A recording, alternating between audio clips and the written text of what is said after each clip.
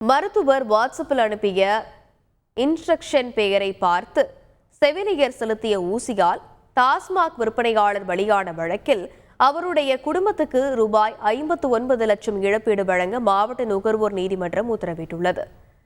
திருவாரூர் மாவட்டம் நீடாமங்கலம் காமராஜ் நகரைச் சேர்ந்த டாஸ்மாக் விற்பனையாளர் ரமேஷ் என்பவருக்கு கடந்த 2016ஆம் ஆண்டு விபத்தில் காலில் எலும்பு முறிவு ஏற்பட்டது. உடனடியாக அவர் டாக்டர் சண்முகம் என்பவருடைய மருத்துவமனையில் அனுமதிக்கப்பட்டார். அந்த மருத்துவர் வெளியே இருந்ததால் வாட்ஸ்அப் மூலம் கூறிய ஊசியை செவிலியர் ராஜஸ்ரீ செலுத்தியுள்ளார்.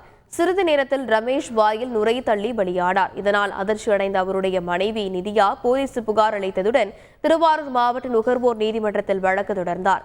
இதனை விசாரித்த நீதிமன்றம் மருத்துவ சேவையில் அலட்சியமாக இருந்த மருத்துவர் மற்றும் மருத்துவமனை நிர்வாகம் சேர்ந்து இறந்த ரமேஷின் குடும்பத்துக்கு 59 லட்சம் ரூபாய் இழப்பீடு வழங்க அதிரடியாக உத்தரவிட்டுள்ளது.